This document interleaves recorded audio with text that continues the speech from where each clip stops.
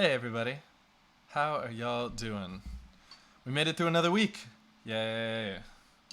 Um, Today is studio class with Jacob Schulman. Jacob's been a student since the beginning on this stream, and I also knew him. He was a student in one of the classes I TA'd when I was in grad school. So I'm really excited to have him in today to studio class and work on this project.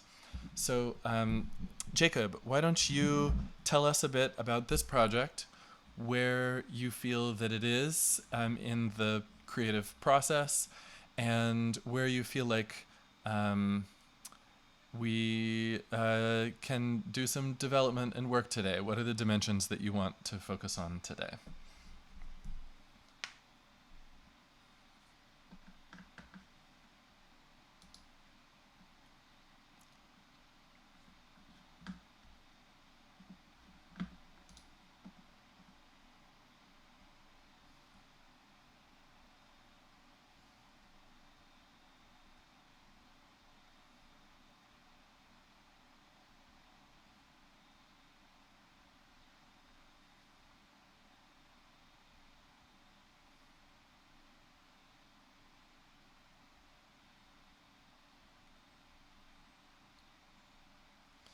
Cool. So, Jacob says right now, basically, it's half chiptune, half classical music project. Right now, it's sparkly and really clean in the sounds. I should say that it's all operator instruments as well. So this will feed in exactly to what we were working on Thursday when we did a deep dive on how to think about sound design and operator. Um, he would like to enrich the sounds and take it kind of darker or just richer, and add drums and percussion. And we're not going to do, yeah, we're going to keep it 100% operator. So let's take a listen, and then we'll get to know what each of these layers are. And then we'll go through one by one, and I will think about sounds. I'll do my ideas for sounds, but also, Jacob, if you want to jump in at any point and have suggestions for what we do with any particular sound, that's great. And anybody else too, if there's something you want me to try out, I want to hear your ideas and we'll try things together. So let's take a listen.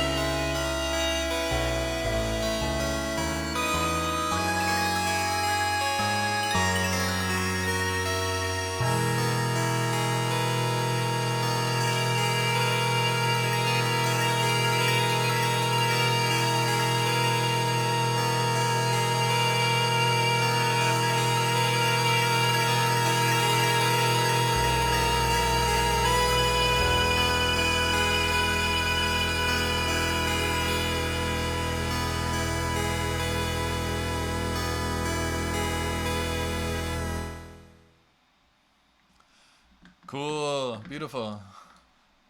Yeah, great composition. Beautiful chords, beautiful melody, really non-trivial, complex stuff here. Um, and I hear what you mean. The sounds are very bright and sparkly and kind of thin.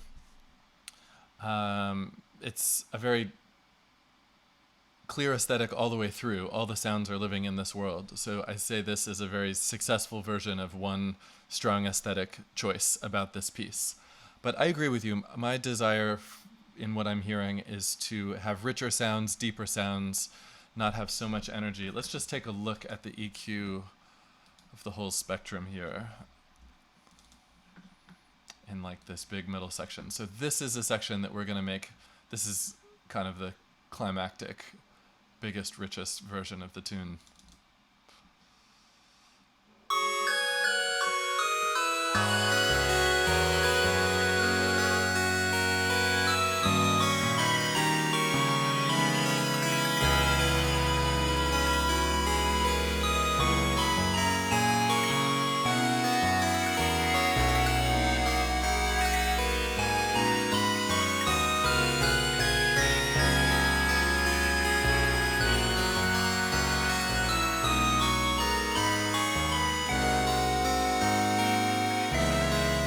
Yeah, so I'm just seeing tons and tons of high frequency energy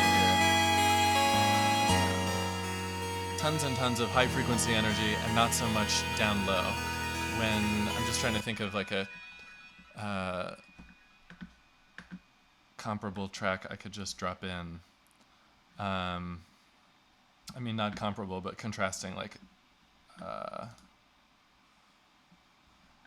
I don't know. I'm on a new computer. I don't actually have many MP3s of music on here, though I have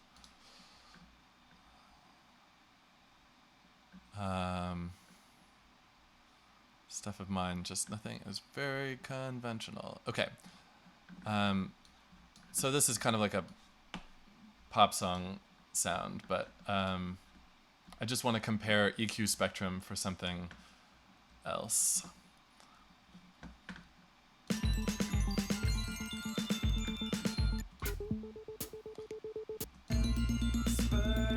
I don't know. I think lots of music that you listen to has curves more like this, where there's a lot of energy on the low end compared to the high end. And that's because of a feature of our ears. There's a curve, there's a drawing that you can find on Wikipedia of the loudness curve. And yeah, human ear loudness curve.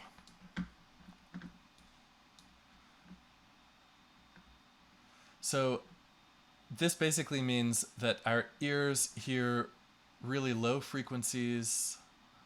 Oh, I don't actually know how to interpret this graph. My lay understanding of how our ears interpret loudness is that high sounds have, we just hear them as louder than low sounds. And I may be roughly wrong about that, but a good balanced EQ generally has more in the low end than the high end. Okay, so we're going to kind of aim for something like that, where there's more bottom end on these sounds. With that said, I like the sounds that we have, and one strategy for enriching sounds with synths is to double them. So in some cases, I may keep one of his sounds and put it in a group, an instrument rack, which you can do by clicking on any instrument and doing Command G. And then you can get an area to drop in multiple instruments that'll all play at the same time. So I'm just thinking big picture strategy here. I may do a mix of changing his patches and doubling them. So I'm really craving low end. So I'm thinking about starting with the bass part. So let's get into a section with a bunch of bass and listen to these sounds.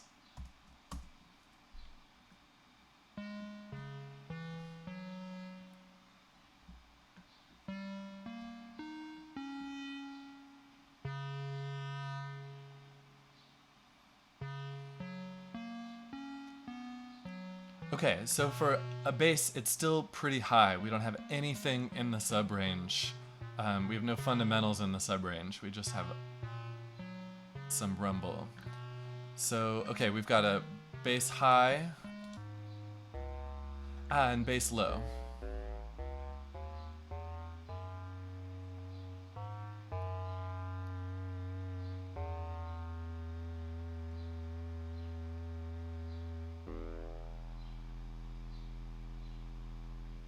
Got it.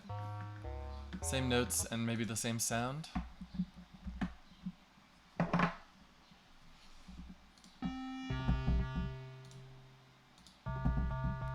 No, one's darker, one's brighter. Okay. So I'm gonna try simplest thing. I'm just gonna take these down an octave.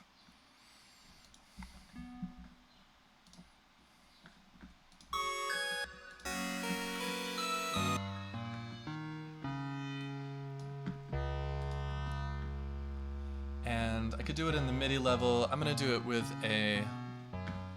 on the operator itself. So here's my fundamental frequency. If I take it to half,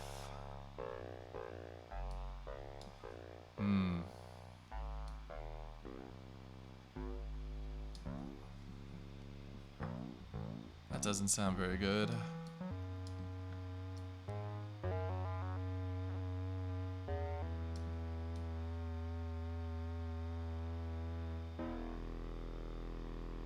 Oh, that's cool. Oh, I see, that's just a low note. I'm gonna loop this section.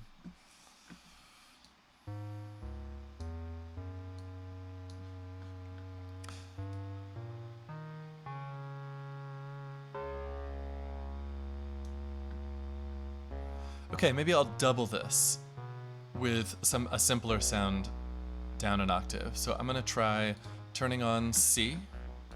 And I don't want it to modulate these two, I just want a lower sound. So I'm going to pick one of these. Okay, so now we have C and D on their own chain. Great, now we've got just a sine wave, a sub-octave below. Some of it is below hearing range, I can tell. But this is good.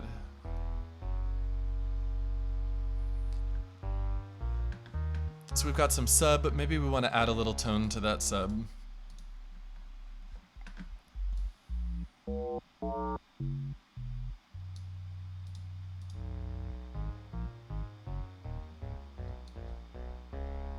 No, I like letting this be the high energy in the bass and not have a different... This sounds too much like two different instruments. Though a little bit. That's actually great.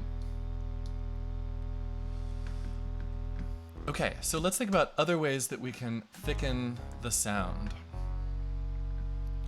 So he's got a pitch LFO on here. That's nice. So when you hold down a note, it starts to fluctuate. There's a little pitch envelope, so we've got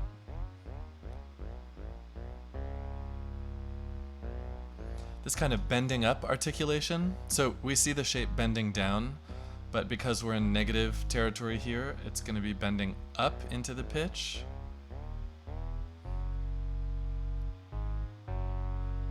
Feels a little goofy to me to bend up very much, but I think I cranked it.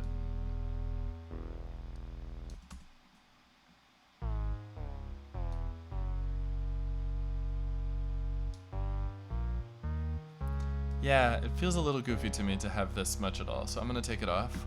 I can turn up spread, and that gives me a little stereo width.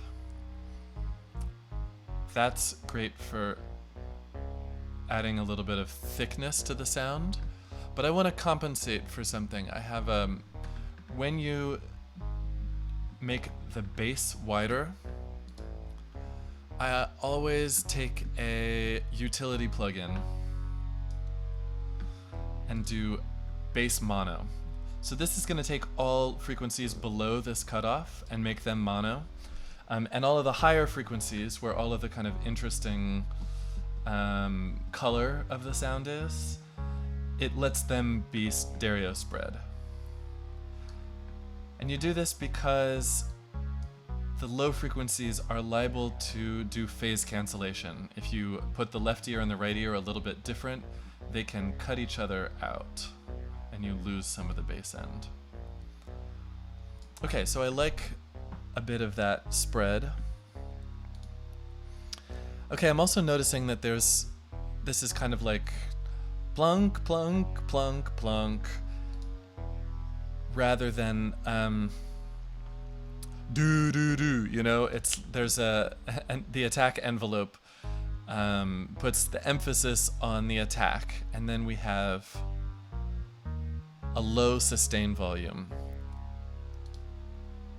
I'm really hearing it in this more, I think. So I'm going to turn up the sustain.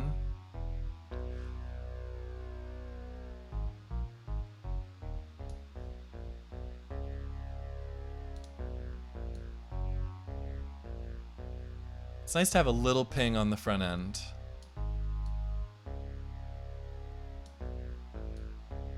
But I don't want to lose too much volume in the sustain part.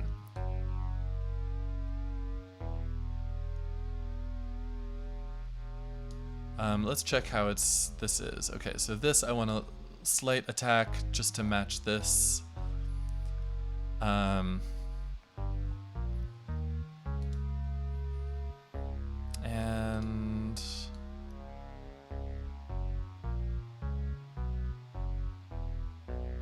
I just think I want a little less articulation and a little more solid steadiness to the tone. And the notes are short in MIDI clip. Good note.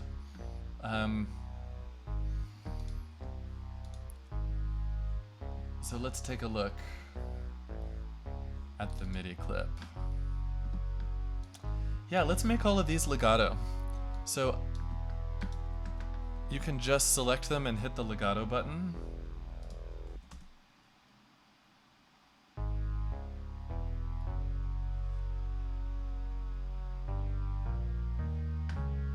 Yeah. And I'm going to turn on monophonic here.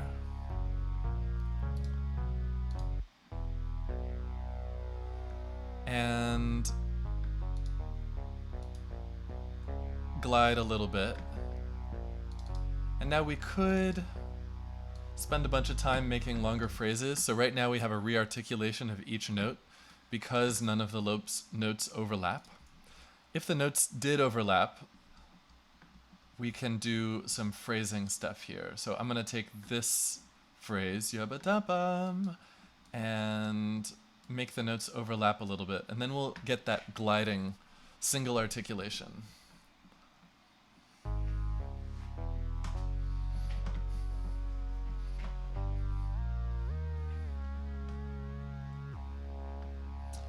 Yeah, so this feels a little cooler to me. This is a little like plunk, plunk, plunk. So I'm gonna just quickly do rough phrase groupings. So this is kind of like a string player taking their string part and writing in slurs. So I'm gonna just slur some of these passages together here.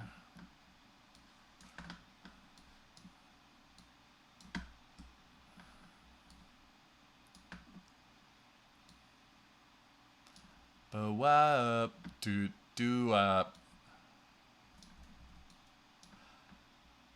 Ba-do. Ba-do-wop. Do-wa-da. I'll glue these together. Rearticulate here. Glue these together. Rearticulate here. Yeah, I agree with you, Hubert.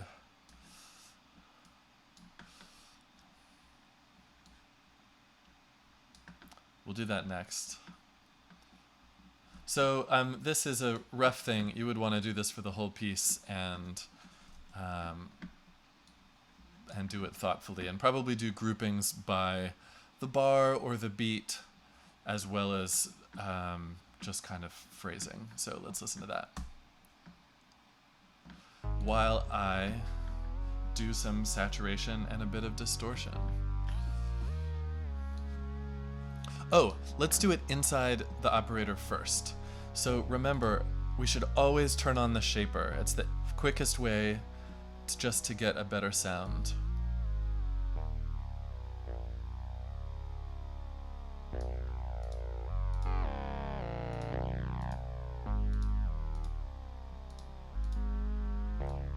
I'm liking sun.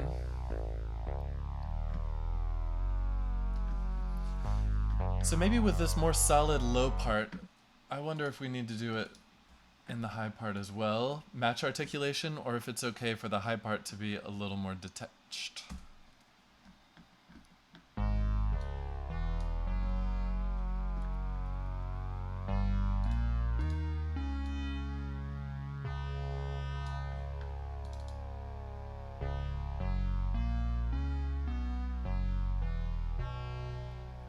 Yeah. Cool, I'm gonna put a saturator on this anyway.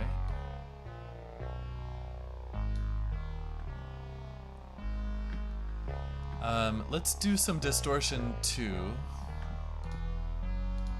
Actually, I think that's worse. I'm liking the saturation we're getting here. But let's try a little distortion for sure.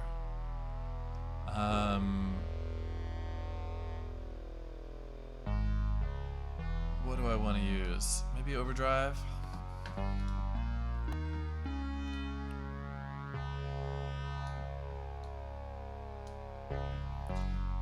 Yeah, half pits, half arco bass section. Classic orchestrational technique. Give one bass part the sustaining and one articulation. This is kind of like doing synthesis with an orchestra. If you look at a section of basses and say, man, I wish we could get a good bowed sound and a really plucky pizzicato articulation on the notes, then you can create a synthetic sound by having some people play the attack and some people play the sustain.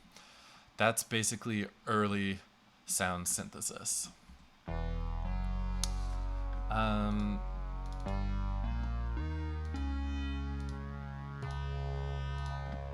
Yeah, I'll just use a little of this overdrive.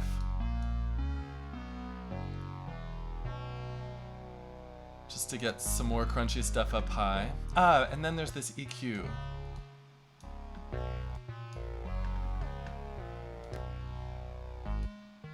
All right.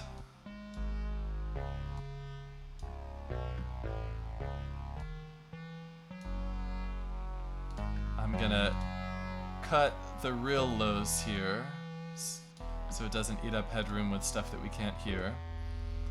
I'm gonna boost some down here.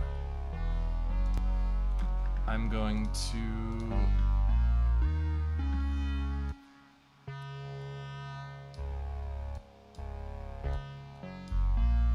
scoop out some in the middle so there's space for other stuff, but leave the sparkly high end intact. We'll refine this at a later stage.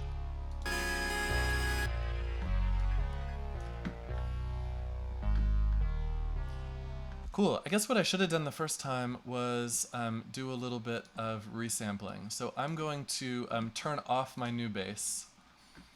And just for reference, so we can compare at the end and the beginning, I'm going to hit record here.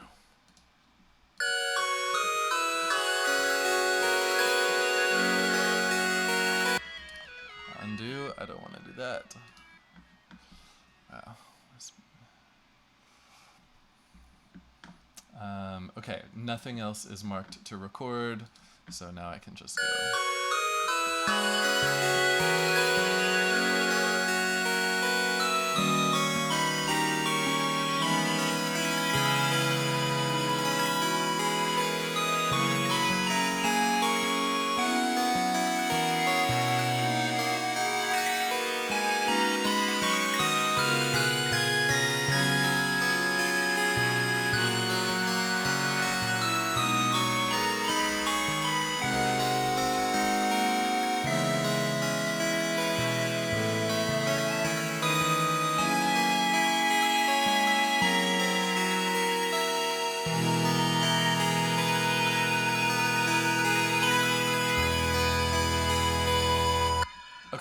cool. So now we just have a before and after we can compare at the end.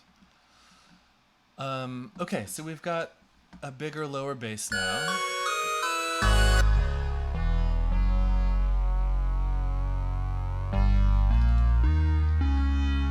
Cool. Maybe just want to glue these together with a little bit of saturation.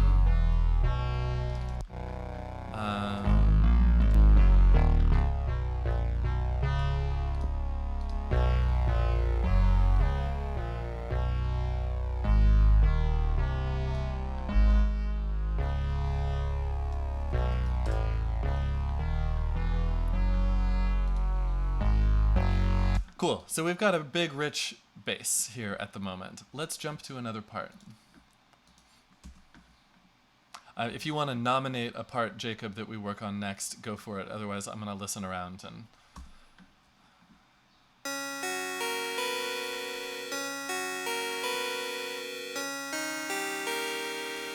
Okay, so I'm hearing this as an accompaniment pattern. One issue that I'm hearing is that it's in the same range as the melody. I guess it's a little bit lower, but it's in very similar, it's in the center and it's similar tone.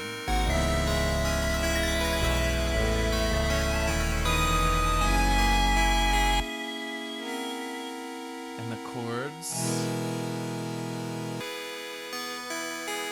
Okay, chords are below the line in the mix, in the frequency spectrum. And these arpeggiate these. So this is kind of the same idea as the two basses. We have the line providing an articulated surface on the same harmonies as the sustained pads. So for me, the lines are more in the foreground. So let's get them right, and then we'll thicken them with chords.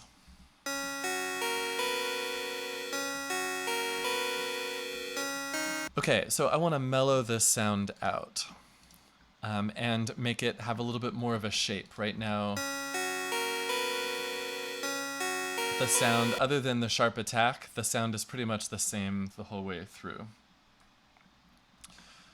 Cool, so I'm going to just work for a moment here trying to mellow out this line instrument.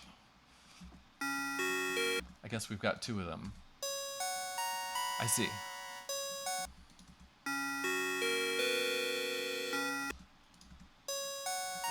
So to me, this high roll of a thin pluck kind of thing, this is more designed right for its roll. Like it's up high, it's just going to be the sparkle on top of a richer sound that we have here.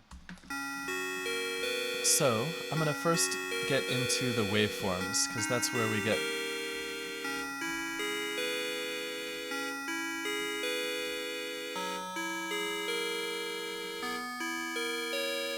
I am not on the right instrument, am I? Yes, I am.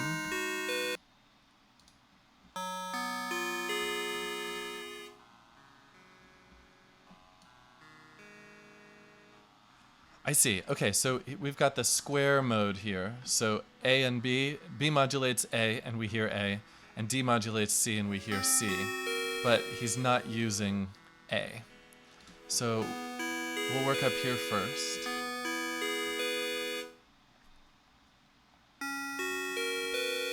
Writing two parts that are an octave apart is kind of just like writing explicitly the first harmonic of the note. They're going to blend together in our ears.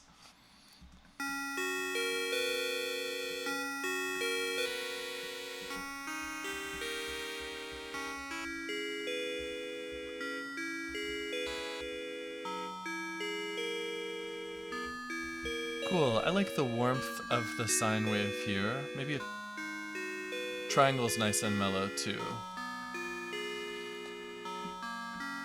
Okay, so we've got a triangle wave as our bass line. I'm gonna take off the EQ. Top 10 intervals. Okay, so this right now is just adding some brightness.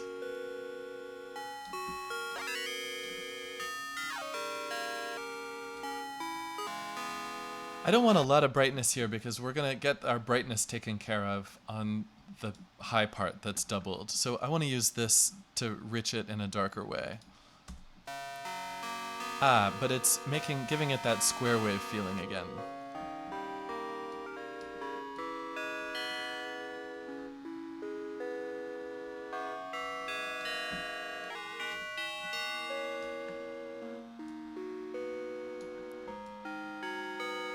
Okay, that sounds nice to me.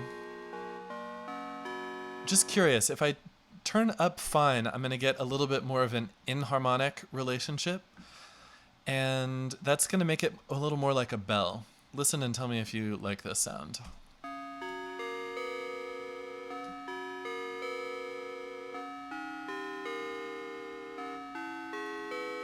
This is going to give it, pushing it into a little bit of a more music boxy dimension. Let's think about doubling this.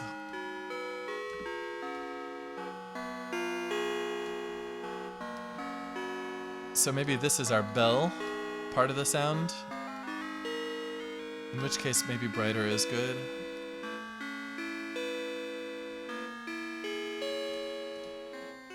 And now we've also got, now let's think about the body of the sound.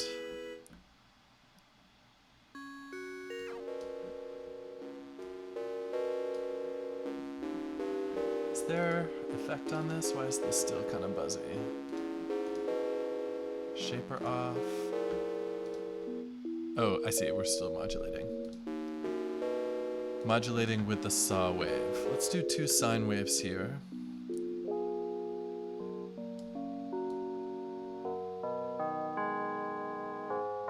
Okay, that's giving me a nice body to the sound. Now let's mix it with those bells.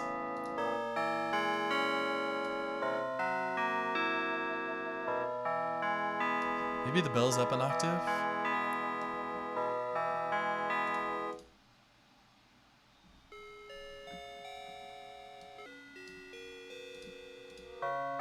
Oh, up an octave from 2 is 4.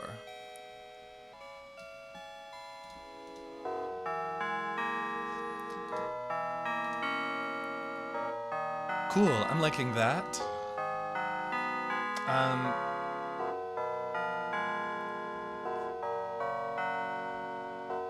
LFO the fun.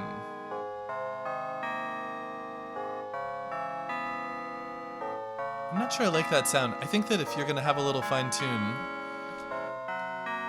you want it to be fixed so that your ear starts to learn. It's like when I adjust it, it sounds weird because I hear it changing, but once it's fixed, then it just becomes a property of the sound.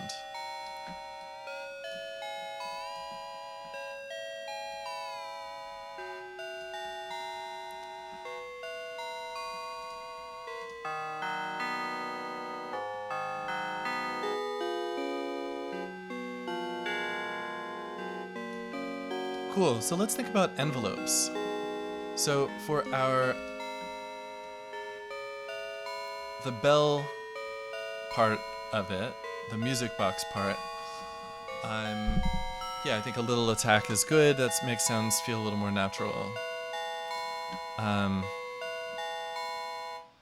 Actually, this curve sounds right to me.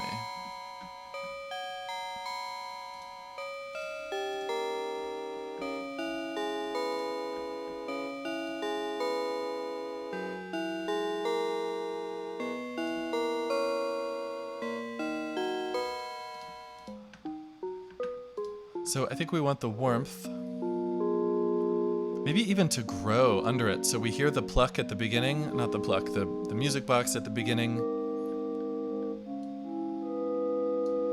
And then maybe it warms up after. Let's try that. And then, so remember this B is brightening the sound. So maybe we have this open up over the course of each note. And so we can do that with the envelope.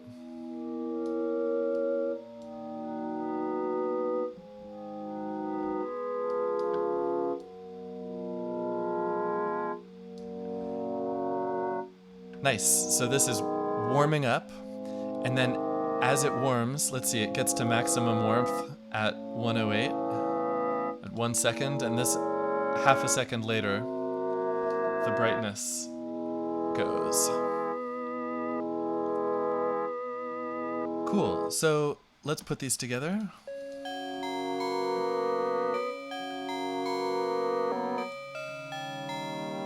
Maybe even take this down an octave. Yeah. Maddie, I literally learned operator on Thursday, so don't think that I have enormous amount of skills that you are not one day away from possessing. Okay. So let's think about filtering. Oh, check it out. We've got a high-pass filter on this thing, so no wonder it's seeming kind of thin. In our general project of warming up this track, I'm going to bring these frequencies down and maybe actually bring this back up. Yeah, okay, so we'll keep it out of the bass range. We were just losing those frequencies. So there's our filter. And let's think about spread. So one thing I want to do is just pan this off to one side. Oh, it is already panned. I just want to move it to the edges, and so I'm going to put a delay on here.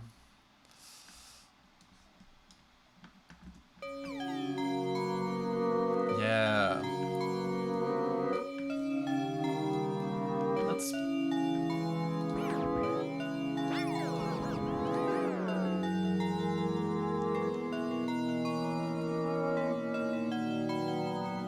There. So the operator is just a building block.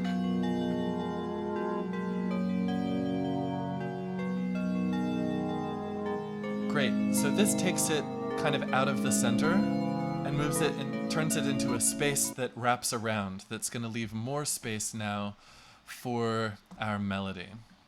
So I'm going to leave this. I'm pretty happy with this sound. And you know what you should do every time you're happy with a sound? Hit the, or even close, hit the save button. I have started making my own operator presets so that I don't have to go digging through other people's that I don't know what they are. I have ones that I've already put care and time into, just waiting for me for later. So this is like warm bell.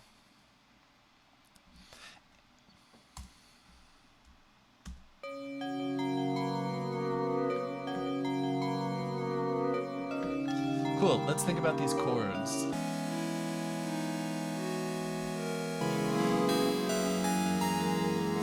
Honestly, I feel like we've just kind of made these chords redundant. Are they... Oh no, the line... They're sustaining while the line is arpeggiating. Still though, we're getting some real nice... In that low end that I created on these guys. We're getting a kind of a full, strong harmonic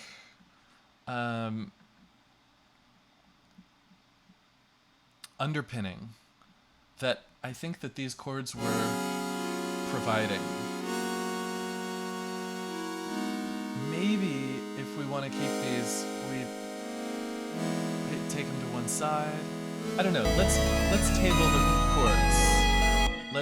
I think they might just be thickening things up at this point. So let's table these. Maybe we'll turn them on and find a place for them later. But I really want to get into drums and melody. So, gosh, you know what I really love, Jacob? I love you jumping into parallel whatever these are for this moment. Something about how these parts are interacting. harmonically is just really doing it for me.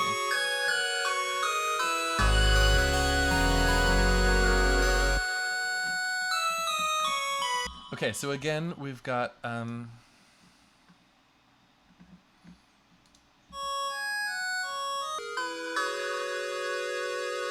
doubling.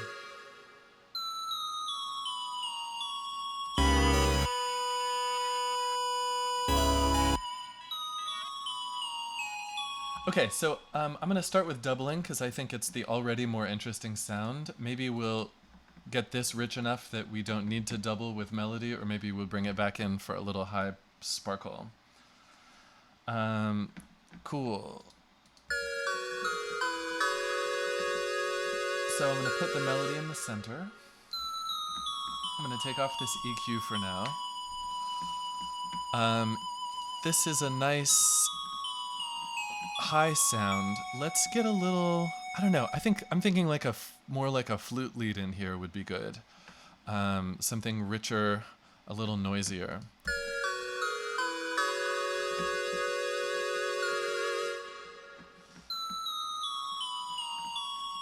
So let's simplify our lives here for a moment and just listen to one operator. Let's get a... Oh, I'm, again, operating on the wrong operator. Okay. So our core sound, let's get something more mellow.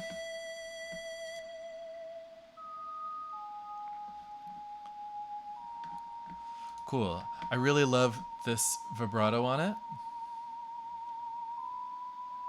And I like what he's done here too, where the vibrato has an envelope on it. So you hold a note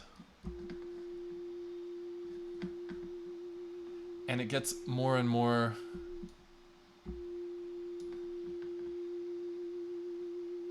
vibrato over time. So that's really natural. Let's get some overtones going on in here. So I want to take, I don't know, maybe a saw. Oh, we've got the wrong mode here. Okay, we want this to be modulating this.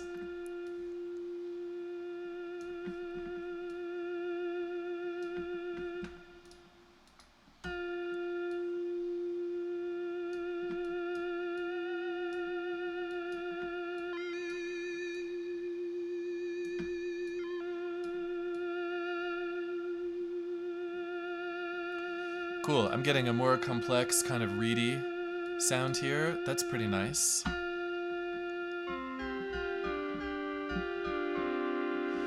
Let's add some air to this. So we want to get another operator going on.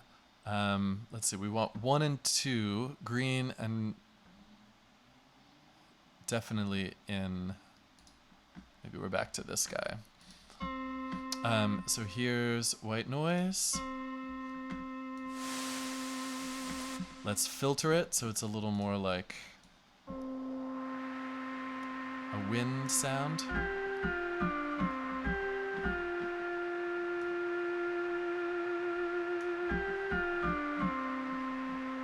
Maybe turn it down a little.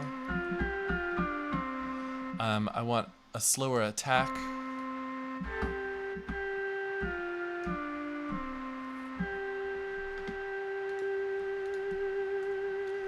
Yeah, your overall sound, Jacob, was pretty thin and harsh. So I think you maybe went too heavy on trying to weed out the mid-range. It's a temptation I have too. I always feel like the mid-range, we gotta make more space in the mid-range, gotta make more space in the mid-range. But if you do that too much, you end up with something that is a little harsh. Okay, and then let's maybe do a...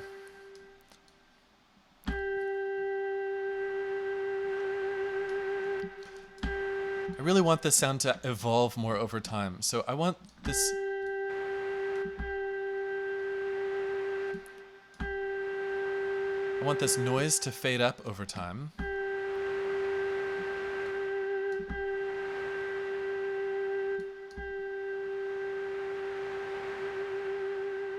That's nice. And then I want maybe something to evolve in.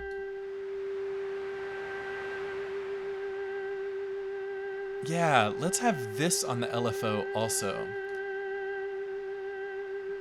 That's really nice. So I want to do a slower rate than this LFO. We could link this LFO to it. So I can go LFO, destination B, to level, oscillator to volume. But it's going really fast.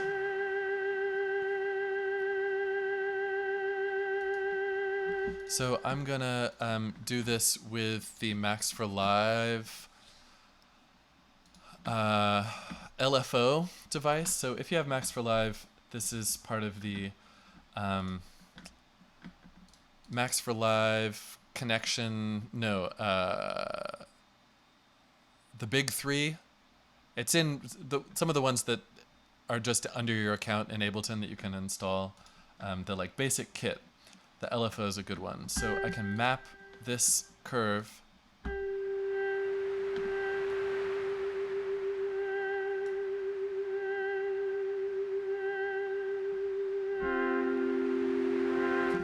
Let's enrich the sound with the shaper.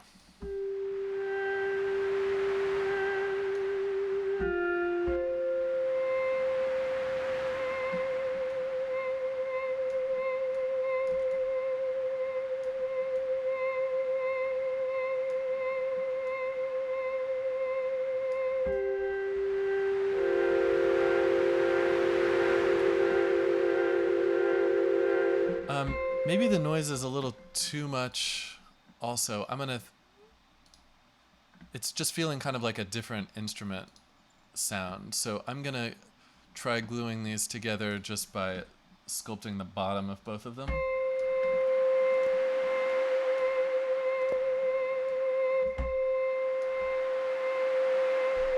So now that these two sounds, the noise and the tone, have, now that they share an EQ curve, they're more blended together. Maybe filter this a little less. Let's hear the melody with this sound. I'm gonna make some space for it. It's just pretty quiet. Oh, level 10 dB down.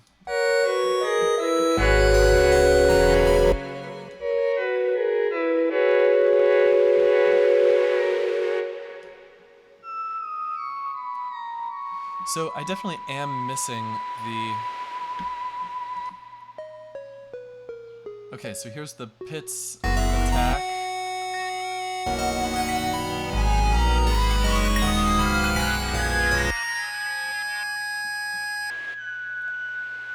Okay, so I'm realizing here that I've created something... It's just not very powerful. It's pretty.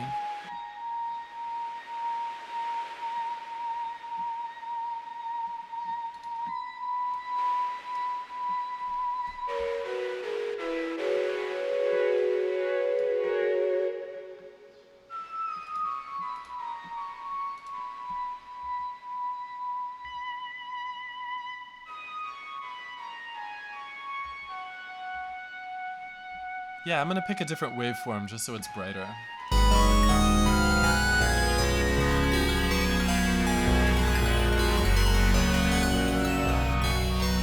Okay, so there's just so much competing in the high range here. We're gonna need to be strategic about stuff. Let's just hear how the melody instruments blend together, and maybe we can get a good blend between these parts.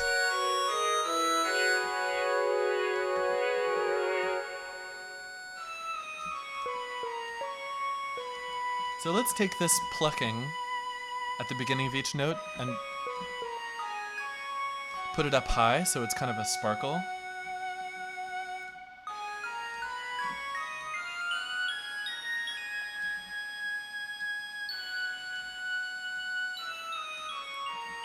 Great, so I like that. If we're gonna articulate the beginning of the note, make it bright. That's our body. Let's do a little more effect on here. I'm thinking, I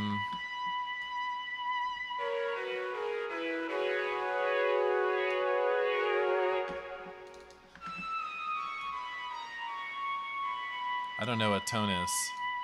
If you look it up, you can tell me. Okay, but I was thinking like a little chorus to make it wider and bigger.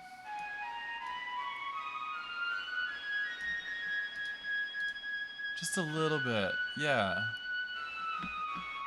And it sounds like there's reverb on it, yes.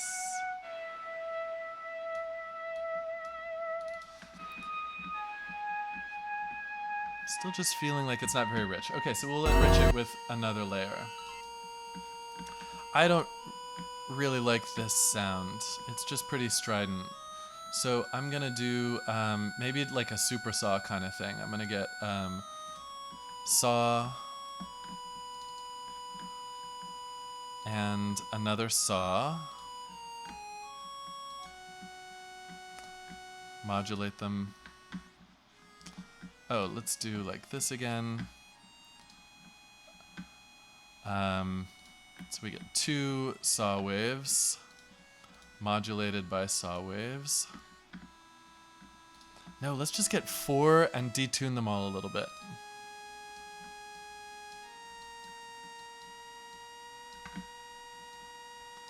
And take them all down an octave.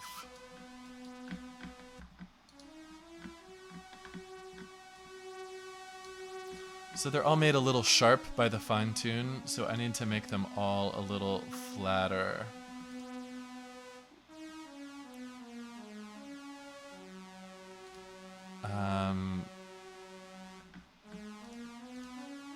Where's like a global transpose thing? I turn this on.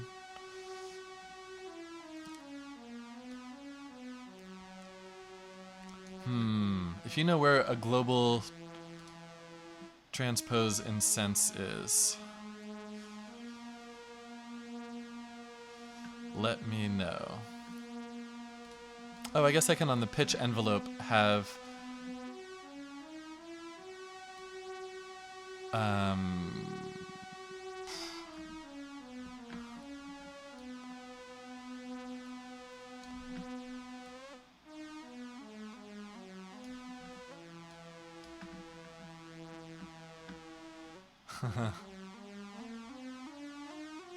cool. You could do it with.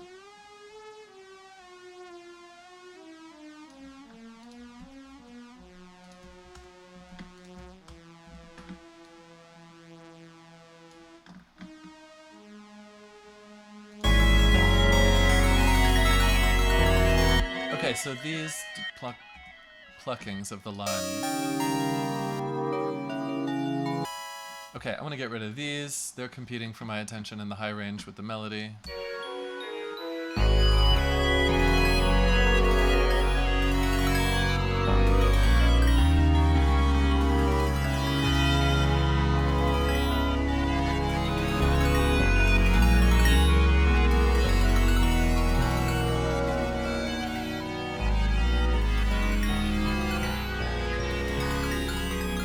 Okay, so chords are out. Line is simpler and lower. I see. Ox. You are my nemesis right now. So all this stuff is super beautiful, kind of ear candy, but it's oh yeah, the new saw sound with the 4 oscillators. I'm not sure this was the right way to go, but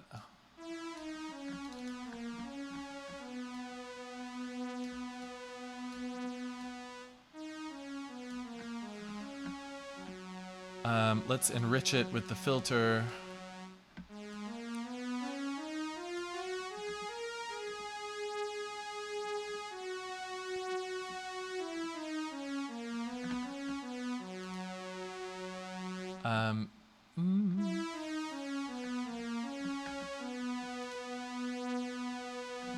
Mixing with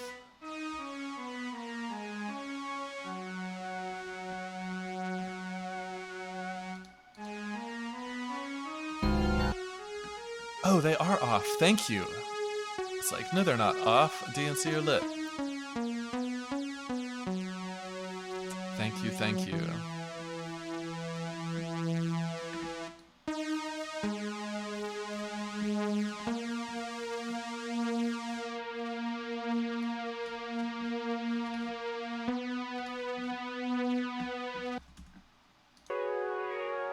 Okay, so here's our melody complex at the present.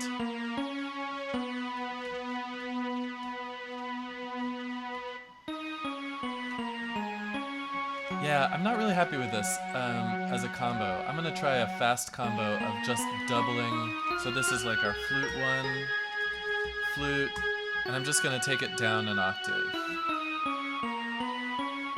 I'm not sure about those signs.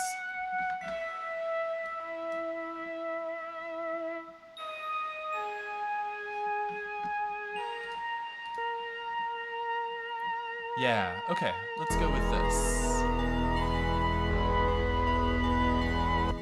Okay, so it's 2. I'm gonna go and work on this for another 15 minutes or so, but if you gotta go, thanks for coming by. Really appreciate you showing up. I am here 3 times a week. You can find all the information about the class down below. I do this by donation, so if you want to say thanks for this, keep doing it, and make my day, you can send me a couple of bucks.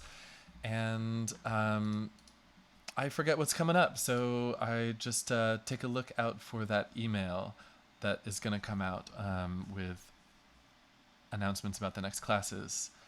And if you're not on the email list, sign up. There's a link to my website down below, and you can sign up there. Also notice I'm going to be doing a concert next Wednesday of all new stuff, algorithmic music, new controller. It's going to be real chill, real beautiful.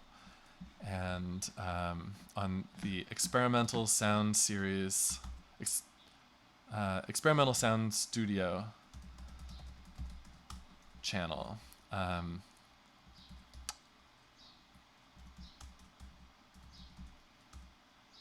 Which is here. Experimental Sound Studio. Here's the link for Wednesday. I highly recommend this. There's a lot of music on Twitch that is really bad, so I'm really excited to share with you other people doing awesome stuff. And I think there are cool concerts every night on the ESS channel, and I'm on Wednesday. Okay, I'm going to keep going, and let's do some drums. So I showed you how to make a kick and a snare last class. So I'm just going to reuse my presets.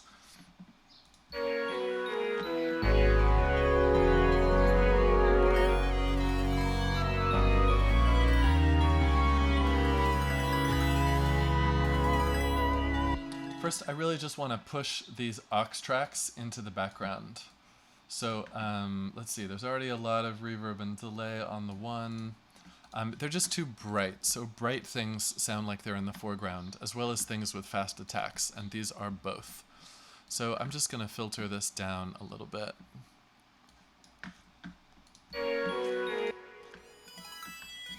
So that's all this. I'm going to take off the EQ. Oh, I see why they're so thin.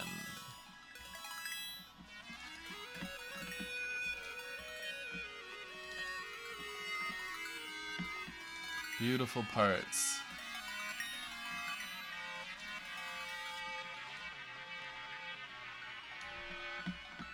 There we go. Okay, so here's our drum entrance. I hear it entering here. Boom. So let's just make a real basic drum kick pattern here. On Wednesday, I'm playing at, the set starts at 8. I'm on at 8:30, but I've picked 2 awesome artists, one for 8 and one for 9 o'clock. to fill out the bill. So I recommend coming to the show at 8 on Wednesday.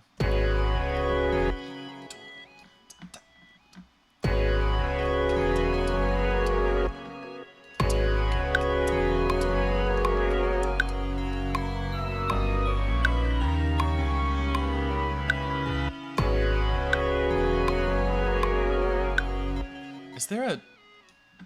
What's going on with the time here? Oh, I see. We're just not starting. 1, 2, 3. Ah, interesting.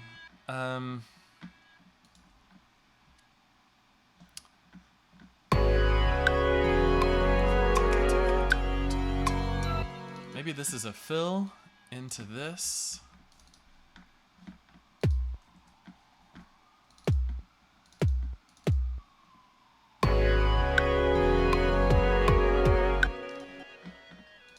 Yeah, you might not get the metronome. Oh, I see. I see. The metronome is off.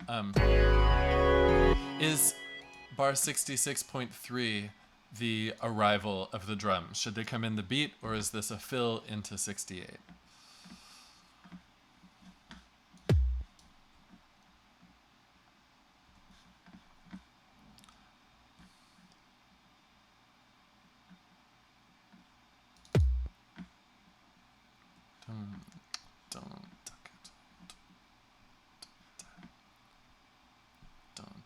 I'm just kind of improvising in my head. We're in 3, so I'm counting 1, 2, 3. Boom. I'm just gonna kind of scat. This is a good way to start writing. 2,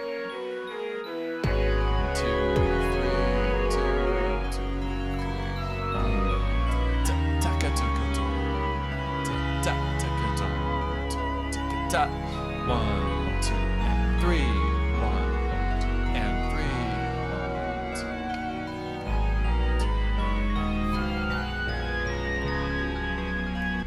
Oh, bar's a little different. I'm not sure what happened there, but we can roll with it. Just let me know if I'm doing something musically in the wrong place. 66.3 is where the drums. Okay. So I'm hearing a 3-beat phrase. Because we're in 3/4, that goes 1. I want to start at 1 1 1. Boom, 1 2 and 3. So I've got my kicks on 1 and the end of 2, and then I'm gonna make my snare track. Look how easy it is when you get an operator instrument. You can hit Q. And boom, see anything that you've saved with the hot swap. 1, 2. So this is my kick part. 2.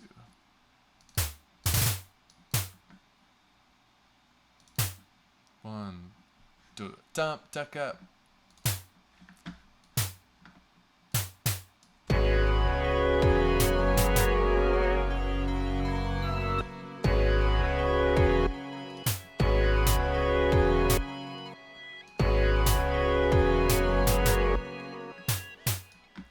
Okay, I'm not really happy with the snare sound I made in class the other day, but...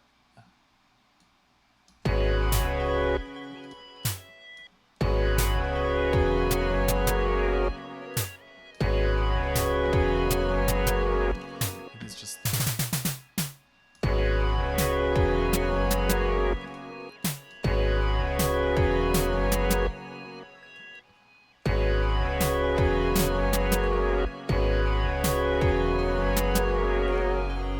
Yeah. Okay, so the bass is all dotted eighths and dotted quarters. Maybe we build that into the beat somehow. So, boom, bam, boom. So that would mean that the bass is happening every 3 of these divisions.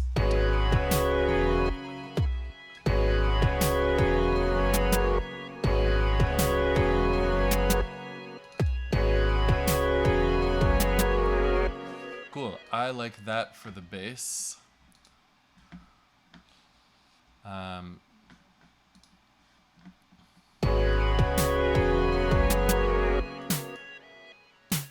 just kind of fill in as I feel.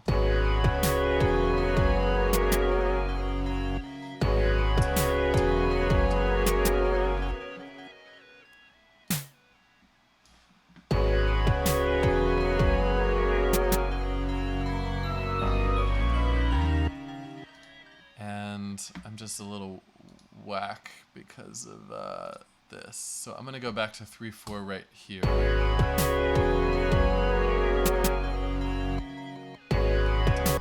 So I'm doubling the bass with the kick.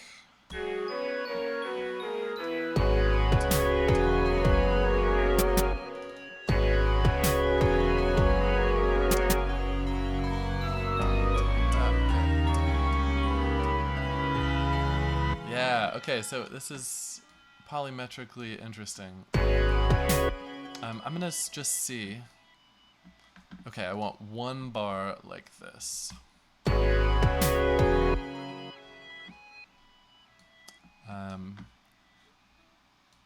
Only. So I'm trying to make a 1-bar loop that's gonna feel good across the whole thing. So that's 1 bar. And I think it's a 2-bar phrase, actually. So boom,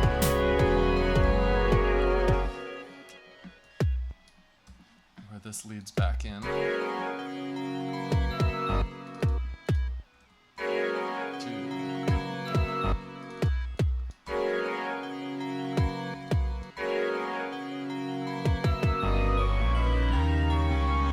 Cool. So that's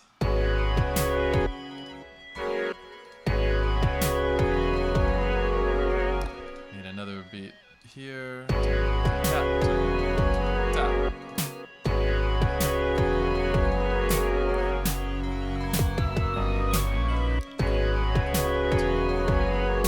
Now I'm kind of projecting forward.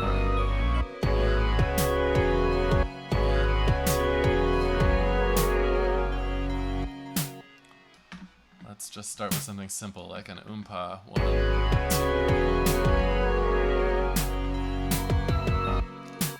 Da, da, da.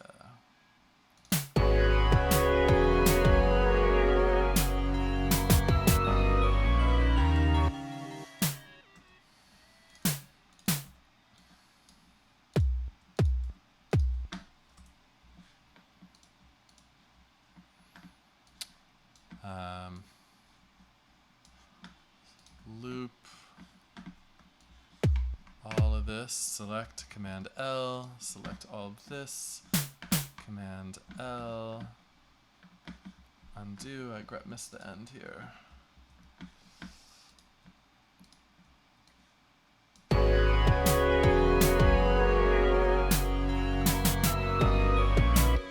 Maybe we need something on the downbeat here.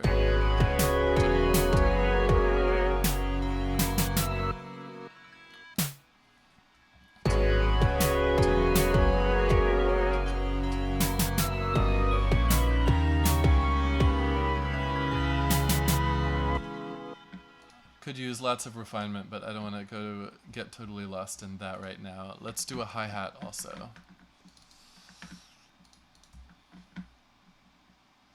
Okay, so I didn't save one of these. So let's turn this kick into a hi-hat. First, we want to go high.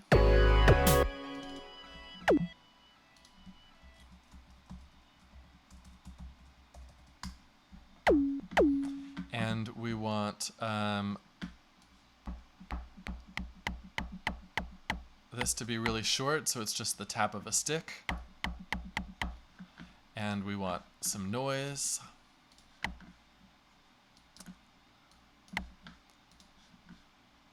That is on its own path.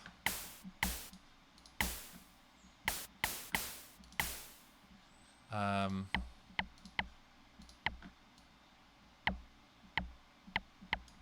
don't want so much pinch envelope.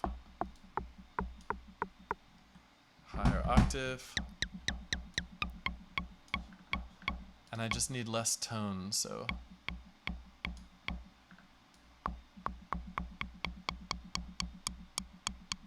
All right, that sounds like a stick hitting a surface.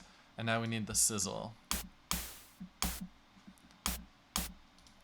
So we want to set the envelope to be trigger.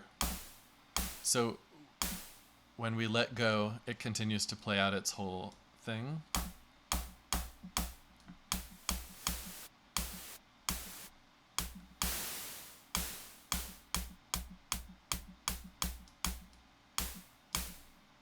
And it's going to happen a little bit later.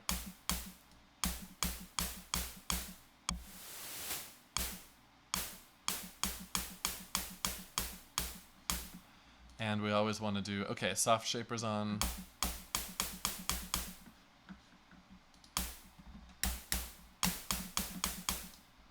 And filter.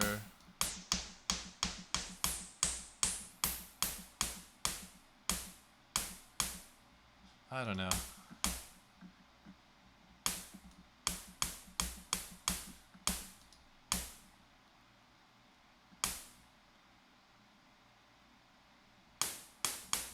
I feel like I'm missing a step. That doesn't, it's not quite hi-hatting for me. Well, it's just simmering a little long. Let's see. Oh, and this is quite quiet. There we go. Okay, too much stick, not enough sizzle. Great, that's a much better balance. Okay, let's think about how it should play.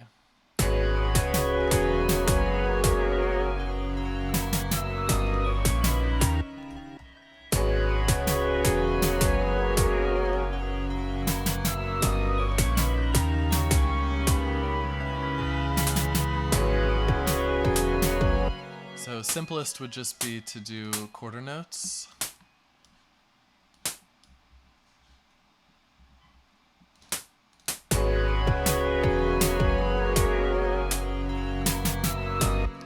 Maybe quarter notes on the offbeats.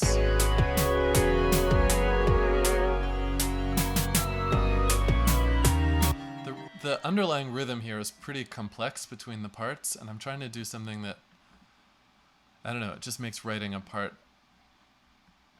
something more complex as well.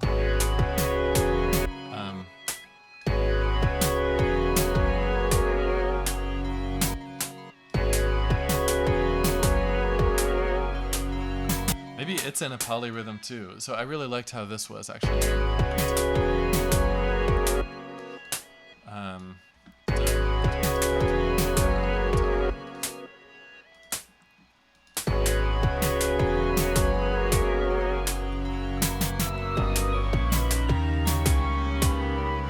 That's not a polyrhythm, but it's kind of cool. So I'm going to leave it like this in the interest of time.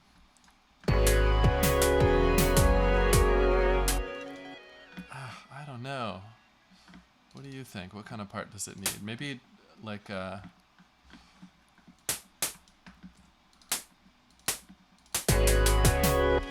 okay. Simple is best. Make it kind of quiet. Off to one side. Just keep in time.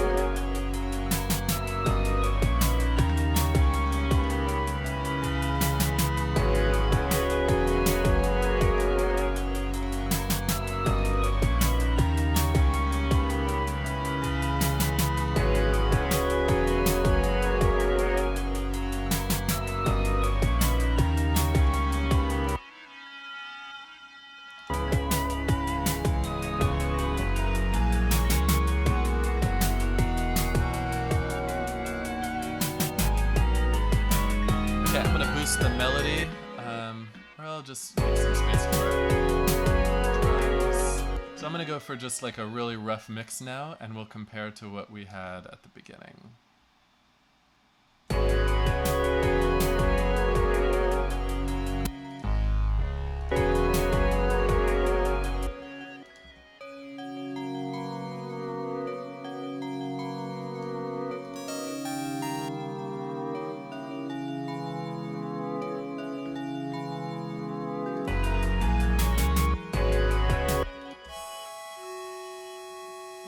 Chords are off. Where is this chord. Oh, I see. It's in the melody.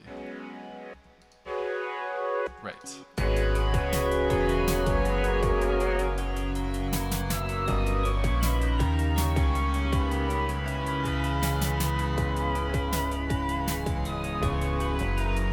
Those are good ideas, Jacob. I'm going to let you do that.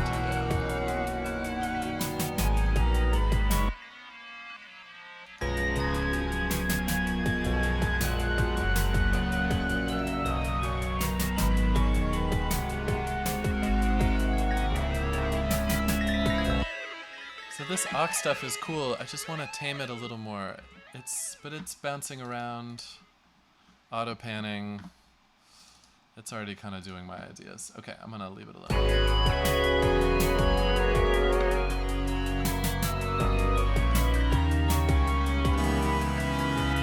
Yeah, I don't really miss these chords.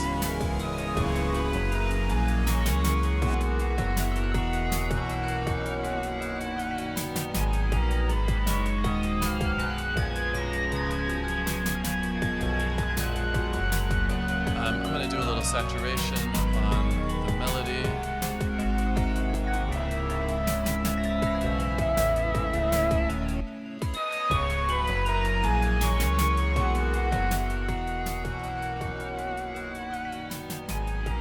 I'm not being very disciplined about my gain and staging.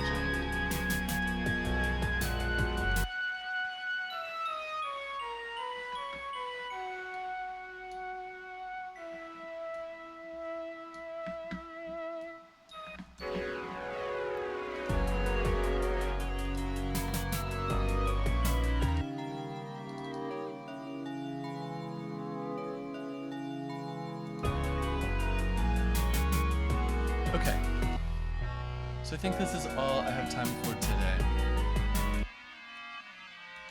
So let's just compare to our before track, and I'll toggle back and forth as we listen and see if we achieved some of those things that Jacob was hoping for.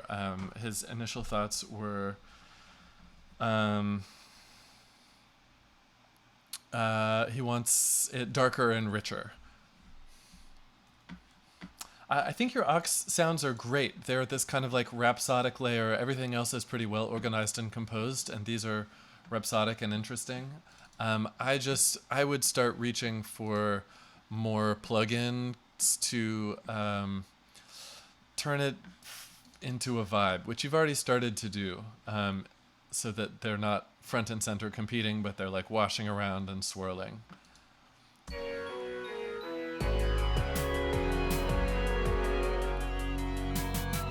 So that's after. Here's before.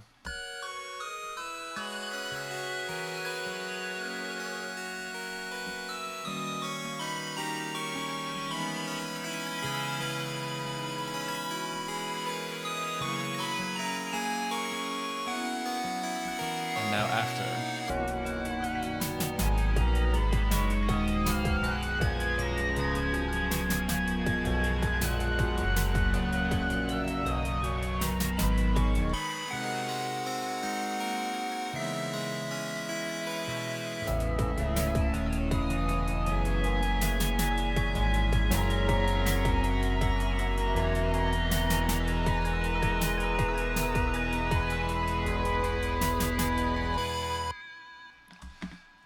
Cool. Okay. Thanks, everybody. Thanks for coming by. I will see you next week. If you haven't hit the heart button above to follow this channel, you can do that.